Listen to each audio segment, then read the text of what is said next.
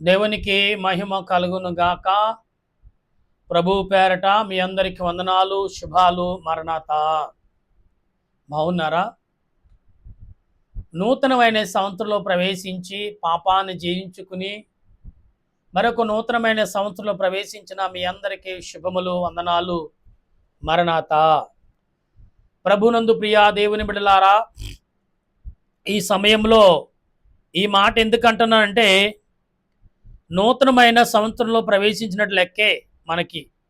ఎందుకు అంటే, యేసుక్రీస్తు పాపము నుండి విముక్తి చేసి పరిశుద్ధులుగా మరొక సంవత్సరంలోకి మనం ప్రవేశించాం కనుక ప్రభు సమాధిలో నిద్రించుచున్నారు అంటారు, పరదేశంలో ఉన్నారు ప్రభు అనే విషయమును మనకు గుర్తెరిగి ఉండాలి.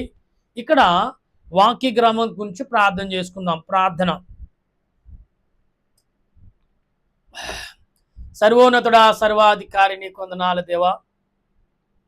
ఈ 40 రోజు ముగింపు సాయంకాలం పూట ప్రభా, నువ్వు మాట్లాడిన మాటలు, నువ్వు ప్రకటించిన ప్రకటనలన్నీ కూడా ఈ వాక్యము ద్వారా వింటూ అనేక రీతిలుగా ప్రార్థిస్తున్నాం.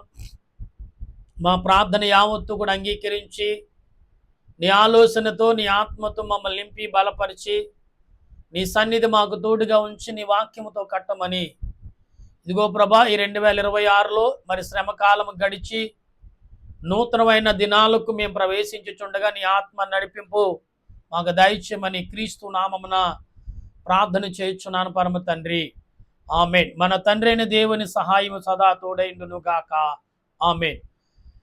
ప్రభునందు ప్రియా దేవుని బిడ్డలారా, ఈ సాయంకాల శుభాలు మరొకసారి మీ అందరికి తెలియపరుస్తున్నాను. ఎందుకు అన్నానేడు కొత్త సంవత్సరం అనేది, మనము నిజంగానే కొత్త సంవత్సరంలో ప్రవేశించాం.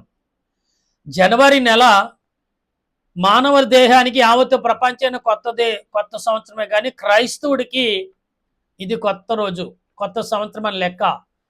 ఈ యొక్క ఏప్రిల్ నెల మరి 5వ తారీఖు నుండి యేసు ప్రభు పునరుద్ధానుడై అని మరణాలను, పాపాలను, సిలువును, దూషణను, అవమానమును, పాపమును మరి అనేక రకాలుగా జయించి నీ ఎదుట, నా ఎదుట, నీకు నాకు రక్షణను, పరిశుద్ధతను, పవిత్రతను, ఆత్మీయ బలమును ప్రభువు స్వయంగా మాట్లాడే అదృష్టం, ప్రభువుతో మాట్లాడి ఆయన్ని ఉపదేశించుకునే అవకాశం దేవుడు మనకి ఇచ్చాడు.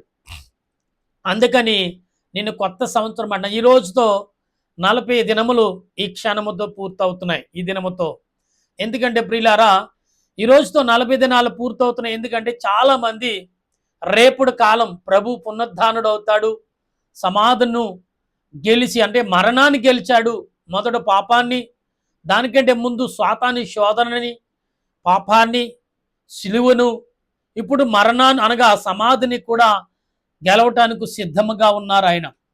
కనుక ఈరోజు నీవు నేను లోకములో అనేక రీతిలుగా పాపములను నలిగిపోతూ, పాపములో శోధించబడుతూ, లోక సంబంధమైన క్రియలకు ఈ యొక్క సతమతం అవుతూ బ్రతుకుతున్న మనకు దేవుడు నూతనమైన ఆరోగ్యము, నూతనమైన తరగతి, నూతనమైన మనసు, నూతనమైన తలంపులు, నూతనమైన ఆరోగ్యము, నూతనమైన మార్గము, పరలోక సమూహము, పరలోక సమీపము మనకిచ్చారు.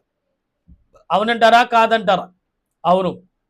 కాబట్టి యేసు ప్రభు మాట్లాడు, తండ్రి వీరేమి చేయుచున్నారు వీరు ఎరుగురని మనము నిన్నటి శుక్రవారం దినమున మనం చదువుకున్నాం. కాబట్టి నిన్నటి కాలంలో అయితే ఈరోజు శనివారం అంటే యేసు ప్రభు సమాధిలో నిద్రించుచున్నాడని. కానీ యేసు ప్రభు దేహం మాత్రమే సమాధిలో ఉంది. ఆయన ఆత్మరూపముగా పరదేశులు పరిచర్య చేస్తున్నాడు ఆయన. అందుకే కుడి పక్కన దొంగతో అన్నాడు, నీవు నాతో కూడా పరదేశులో ఉండు అన్నాడు.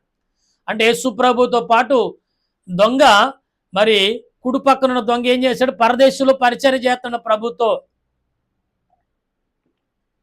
ప్రభు పరదేశికి ఒక్కడిగా వెళ్ళలేదు, తోడుగా వెళ్ళారు. అందుకనే పరలోకము ఆయన ఒక్కడిగా వెళ్ళడు. అనేక ఆత్మలను సమాధి నుండి ఆయన గెలిచిన సమయంలో సమాధులన్నీ తెరవబడ్డాయంట. దూతలందరూ భూమి మీద ఉన్న సమాధులన్నీ తెరిచి పరలోకముకు అనేక ఆత్మలను తీసుకెళ్ళినట్టుగా బైబిల్ లేఖనం మనకు చెప్తుంది.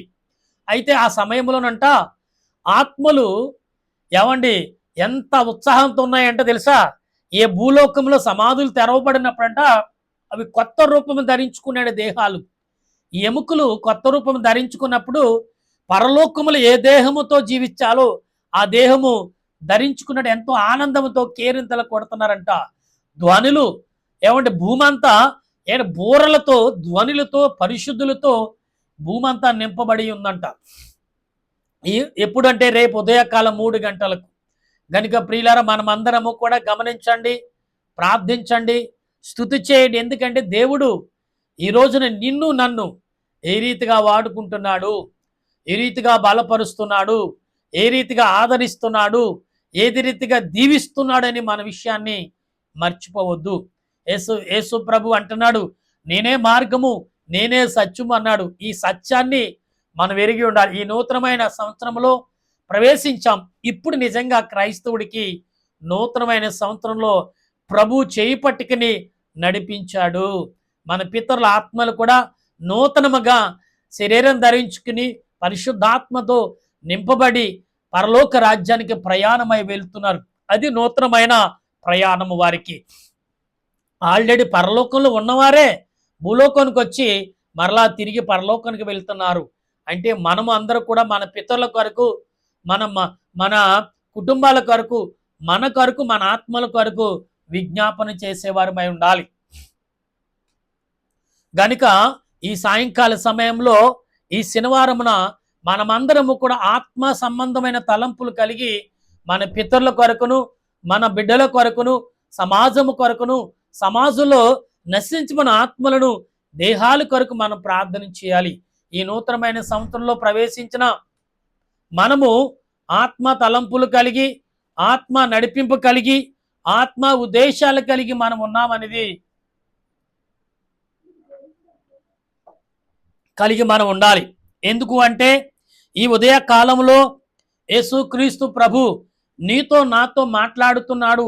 ఈ సాయంకాలం పూట అంటే రేపు ఉదయకాలం నూతనమైన తరగతులు, నూతనమైన తలంపులు, నూతనమైన ఆలోచనలు మనం కలిగి ఉండాలి ప్రియులారా.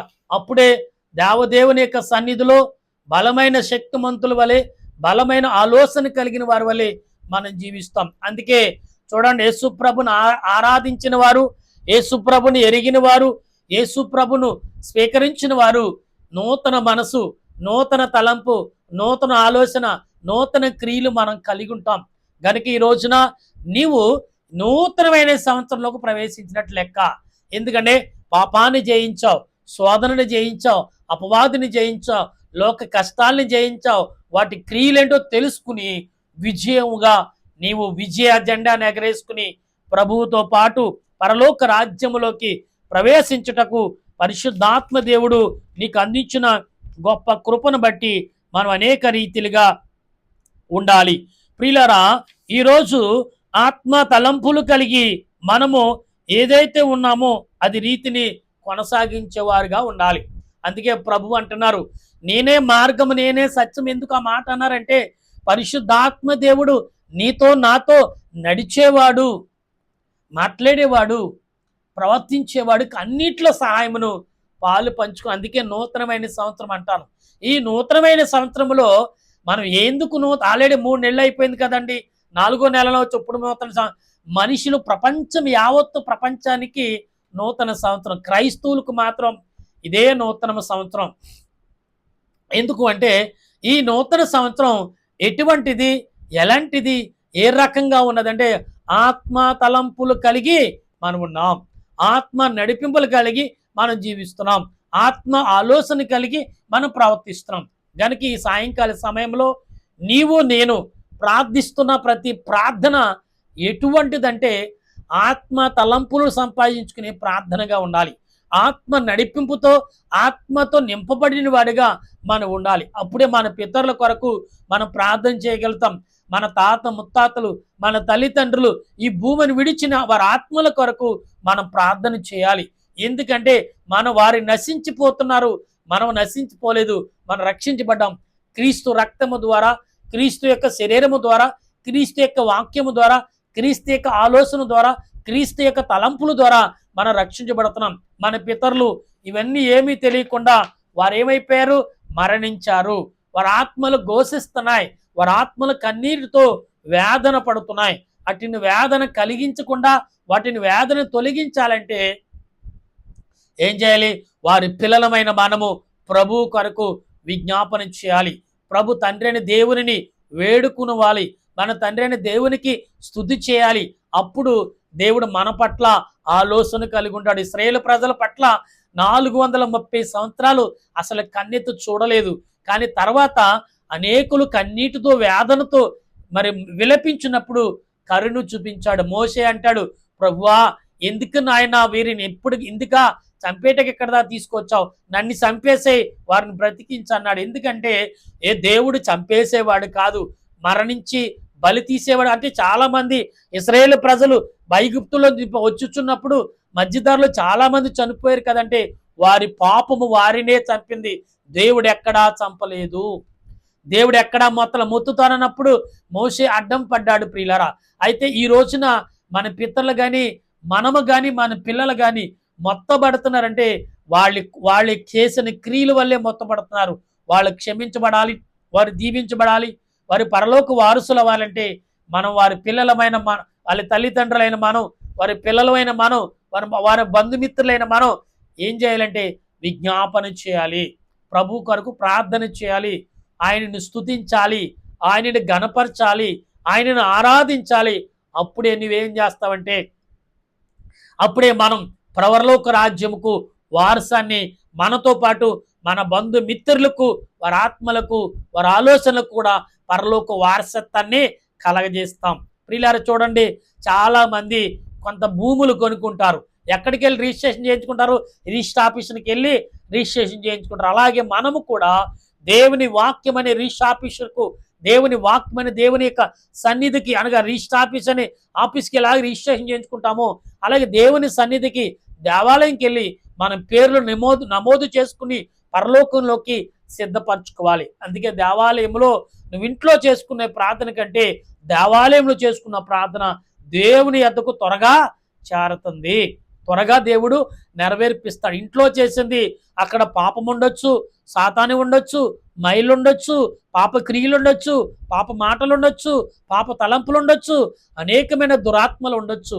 అయితే మీరు చేసే సన్నిధి అంటే మేము అనేకమైన రీతిలుగా సాతానుని జయించి శక్తి ఉన్నప్పుడు ఇంట్లో ప్రార్థన, లేగలేని వాడు ఇంట్లో ప్రార్థన చేసుకుంటాడు, లేచిన వాడు ఖచ్చితంగా ఒకరోజు ఏదో ఒక రోజున దేవుని సన్నిధిలో నువ్వు ప్రార్థన చేయవలసిన. శరీర సంబంధమైన ఆత్మ శరీరం ఏకమైనప్పుడు నువ్వు చేసిన ప్రార్థన ఎంత విలువగా మారుతుంది తెలుసా? పరలోక రాజ్యంలోకి పరిశుద్ధులతో జీవించి స్తుతించి ప్రార్థించే అదృష్టం మనకు దక్కుతుంది. దేవునికి మహిమ కలుగును గాక. ప్రియులారా గమనించండి, దేవుడు ఎందుకంటున్నాడు సార్?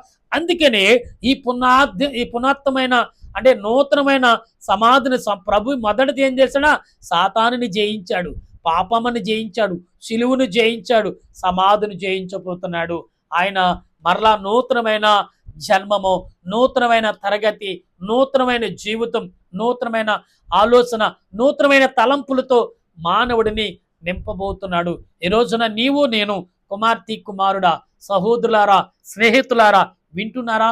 వింటే ఈ సాయంకాల సమయంలో ఈ 40 రోజుల ముగింపు సమయంలో దేవదేవుడు మీ ప్రార్థనలకు, మీ విజ్ఞాపనలకు, మీ తలంపులకు, మీ ఆలోచనకు, మీరు సమర్పించుకున్న సమర్పణకు, మీరు కోరుకున్న కోరికలకు, మీ ఆలోచన క్రియలకు దేవదేవుడు తోడుగా ఉండి అన్నిటినీ నెరవేర్చి జయించి దానికి జయము, మరి ఓడించి దానికి వాటము ఇచ్చి మీకు జయము, మీకు ఆనందము, సంతోషము, చురుకుతనమును దేవదేవుడు మీ అందరికి అందించి ఆయన రాకడకు సిద్ధపరచును గాక. ఆమేన్. ప్రార్థన చేద్దాం. ప్రేమగల మా తండ్రి నీ కొందనాలు. నిజమే దేవా, ఈరోజు మౌనంగా రాత్రంతా మౌనంగా ఉన్నాం. ఈరోజు కూడా ఉదయకాలం మౌనంగా ప్రార్థన చేశాం. ఇప్పుడు కూడా మౌనమే. కానీ 40 రోజులు ముగింపు యొక్క ప్రార్థన మా ప్రియులతో పంచుకుంటుండగా దేవా వారిని నూతనమైన సంవత్సరంలో ప్రవేశించండి. మేమే కాదు ప్రభా, వారు ప్రవేశించాలి. నీ ఆత్మతో నింపబడాలి, నీ ఆలోచనతో, నీ తలంపులతో, నీ క్రియలతో వారు నూతనమైన సంవత్సరంలోకి ప్రవేశించాలి. ఇదే నూతనమైన జన్మము. ఈ సంవత్సరం ప్రభా ఎందరో నూతనంగా జన్మించిన వారు, బాప్తీసం తీసుకుని నీకు పరలోక రాజ్యంలో పేరులు నాయన ముద్రించుకున్న వారు అనేకులు ప్రభా.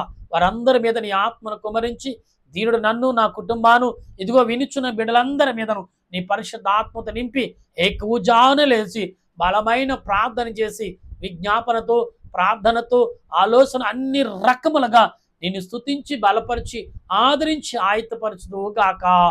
ఆమేన్. పరలోకమ పరమ తండ్రి, నామను పరిశుద్ధపరచును గాక, నీ రాజ్యం వచ్చును గాక, నీ చిత్తం పరలోకమందు నెరవేరినట్లు భూమి యందు నెరవేరును గాక. మహోన్నతుడైన మాకు దయచేయము. మన ప్రార్థన చేసి వారిని క్షమించిన ప్రకారముగా మా ప్రార్థన క్షమించు, మమ్మల్ని శోధనకి తప్పించు. రాజ్యము, శక్తి, మహిమా నిరంతరం నీవు నావు తండ్రి. ఆమేన్. యేసురక్తమే జయము, అపవాదికులేం ప్రవేశరక్తమే జయము, అపవాదికుల ప్రవేశ సంపూర్ణ విజయం, అపవాదికులంతకల నాశనం. హల్లెలూయా, హల్లెలూయా. స్తోత్రం, స్తోత్రం. ఆమేన్, ఆమేన్, ఆమేన్. మన తండ్రి అయిన దేవుని ప్రేమ, త్రియేక దేవుని కృప, పరిశుద్ధాత్మ అనేక జీవితం ఇప్పుడు ఎల్లప్పుడు మీకు, మీ బిడ్డలకు ఈ నూతనమైన సంవత్సరం నుండి ఆదరణ, పరిశుద్ధాత్మతో నింపుదల, ఆయన రాకడకు సిద్ధపాటు అందించును గాక. ఆమేన్, ఆమేన్, ఆమేన్. మీ అందరికీ వందనాలు. మరణాత ఉదయకాలం 3 గంటలకు మరి లైవ్ ఉంటుంది. మీరందరూ కూడా మీరు గమనించి ప్రార్థన చేయాలని ప్రభువు పేరట మీ అందరికీ మరణాత.